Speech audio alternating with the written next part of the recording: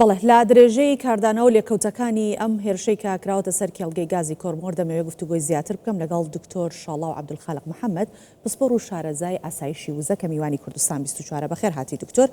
بە ئاماژگرتنی ژێرخانی وزە و ئابووری هەرێمی کوردستان تەنیا زیان بە هەرێمی کوردستان ئەگەێنێت؟ نەخێر زۆر سپاس بۆ میوانداریە سڵاو و ڕێزم هەیە بۆ بینەرە خۆشەویستەکانمان. بەڕاستی ئەم کردەوە ئەتوانین بڵێن ئەم هێرشانە کە سەرچاوەکەی تا ئێستا دەڵێ دیار نیە دوای قسەی لەسەر دەکەین دەتوانین بڵین دەکەوێتە چوارچێوەی هێرشێکی تیرۆریستی بۆ لێدان لە ژێرخانی ئابووری و ئاوەدانی هەرێمی کوردستان. واتە تەنها بابەتەکە ئابووری نیە بەڵکو ئاوەدانی و ئارامیشە کەواتە لە ڕووی ئاسایش و وزەوە دەتوانین بڵین یەکێک لەو هێرشانە هەژمار دەکرێت کە بەڕاستی مەترسیەکی جددی خستۆتە سەرچی سەر ژێرخانی ئابووری هەرێمی کوردستان سەر ئاوەدانی هەرێمی کوردستان هەر بۆیەش بەڕێز کاک مەسرور بارزانی بە جددی ئەوەی کە لەسەر مێزی گفتوگۆی ئاسایشیە ئەیهێنێتە سەر ئاستی ئیعلام و ئەهێنێتە سەر ئاستی ڕاگەیاندن و داوای ئەوە دەکات کە سیستەمێکی بەرگری بەهێز پێویستە بە هەرێمی کوردستان بدرێت کەواتە ئەمە هەڕشەیەکی جددیە و ئەم هەڕەشە جددیە یەکەم جار نییە بەڵکو مێژوویەکی دوور و درێژی هەیە هەر لەو کاتەوەی کە هەرێمی کوردستان دەسەکاوە بەرهێنان کۆمپانیا نێوتەکانی هێننا هەرێمی کوردستان ژێرخانی ئابووری هەر لە نەوتەوە هەر لە گازەوە بە شێوازی جۆرا و جۆر بەڵام ئەوەی کە نوێیەکانن زیاتر پەیوەندیدارە بە کێڵگە نەوتی و گازەکانی ئێستا کە هەوڵ بدرێت بەڕاستە و خۆ بە ئاماز بگیرێ کەواتە شێوازی بەرزکردنەوەی ئاستی مەترسیەکە دەتوانین بڵین سروشتەکەی گۆڕاوە و ئاستێکی ڕوبەڕووبوونەوەی دایرێکتە تا ڕادەیە کە هەرچەنە بەلای ئێمەوە لە ئەلامە دەوترێ کەوا سەرچاوەکی دیار نیە. باشە وزەی هەرێمی کوردستان لە ناو هاوکێشە نێودەوڵەتیەکانە پێت وایە کۆمەڵگای نێودەوڵەتی لەم کاتێدا بێدەنگە بێت؟ بڵێ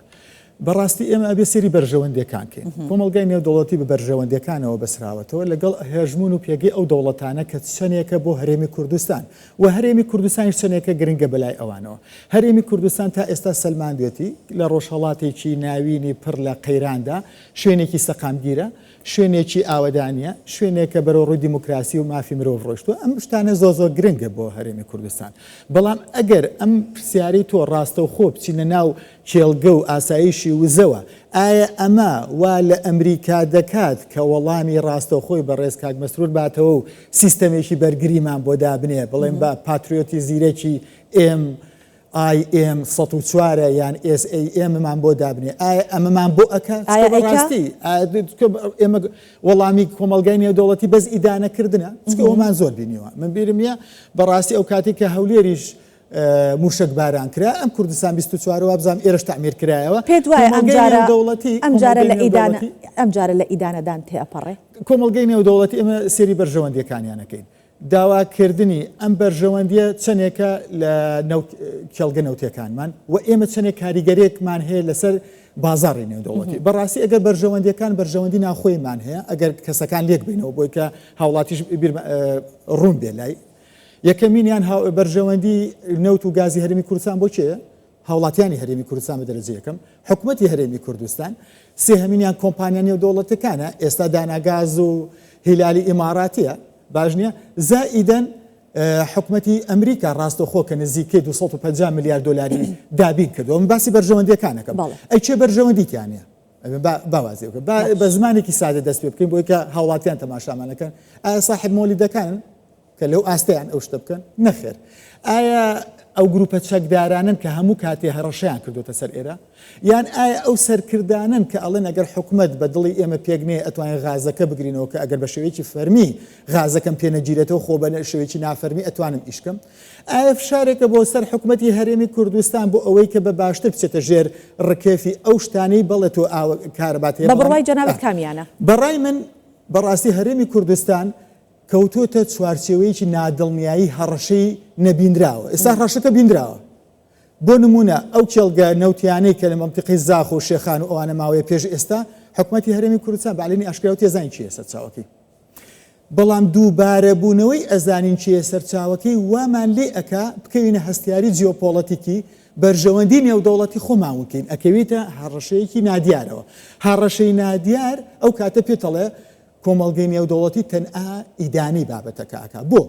ئەمریکیەکان کاتێک کە بێوێ سیستەمێکی بەرگری پاتریۆت دانێ بۆ خۆی دانا نزیکی مەتاڕی ئێستا هەیە سیستەمی پاتریۆتی و بەرگری هەیە دژی درۆنەکان بەڵام ئایا هەستیاری جیۆپۆلیتیکی و سەروەری یاسایی لە ئاستی عێراقا ڕێگا ئەوە بە ئەسانی ئەمریکیەکان پاتریۆت لە مەنتیقەی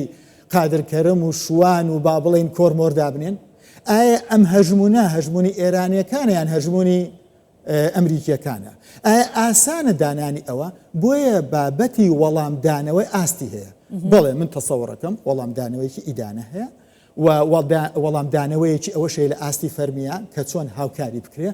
بەڵام بڕیاردان هەرچەنە ئەمە بڕیارێکی لە کۆنگرێسی ئەمریکا و لە وەزارەتی دیفاعی ئەمریکا کە چۆن سیستەمی بەرگری زیاتر بدرێ بە هەرێمی کوردستان بەڵام ناتوانن بێزگە لە چوارچێوەی عێراق و سەروەری عێراقانە بێ ڕاستەخۆ لەگەڵ تا بکەن. باش ئەو سیستەمە بەرگریانە ئەتوانێت گەرنتی پاراستنی سامانی وزە لە هەرێمی کوردستان بکات ئەگەر بێت و ئەمریکا ئەوە دەستەبەر بکە. پێش وەڵامدانەوەی ئەم پرسیارە بەداخەوە ئەو هەواڵانی کە بڵاو دەکرێتەوە ئێوەش بڵاویەکەنەوە هەموو سەرچاو ئەمریکانی ناو هەرێمی کوردستان پێمانەڵێ ئاسایشی هەرێمی کوردستان کەرتی وزەی هەرێمی کوردستان لە بارودۆخێکی نادڵنیاییە لە ڕووی ئاسایشی وزەوە لە ئاستێکی نزمدایە بۆ چۆ سەری هەموو وڵاتانی چواردەوری خۆماکە بە سعودیە بە نمونە وەرگرین کۆمەڵی ڕێکار هەیە دەبێ بکرێ کە زۆر بەشێکیان سادن هەرێمی کوردستان لەوانەیە گاردێکی تایبەتی دانابێ بۆ کێڵگە نەوتەکان دوو کامێرەی چاوداری دانابێت سێ دەوری دانابێت ئەمانە بەشێکی سادن کەواتە هەرێمی کوردستان و حکوومەتی هەرێمی کوردستان لە ئاستێکی ترادیشنەڵ کلاسیکی پاراستنی کێڵگەکانە ئاستی بەرزترمان هەیە ئایا ئاستی ڕادارەکانی هەیە ئایا ئاستی ئیطلاعاتی تیارات و درۆنی خۆی هەیە و ئەم بەڕێوەبردننی تەکنۆلۆژیای زیرەک بەکار هاتووە ئێمە چەندێک قەمەرسناعەکان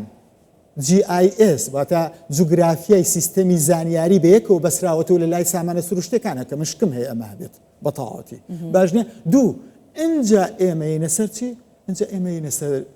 سیستەمێکی پێشکەوتوی پاتریۆت ئەوەی کە بەڕێز کاک مەسعود بارزانی باسیەکە کە بەڕای من بابەتێکی زۆر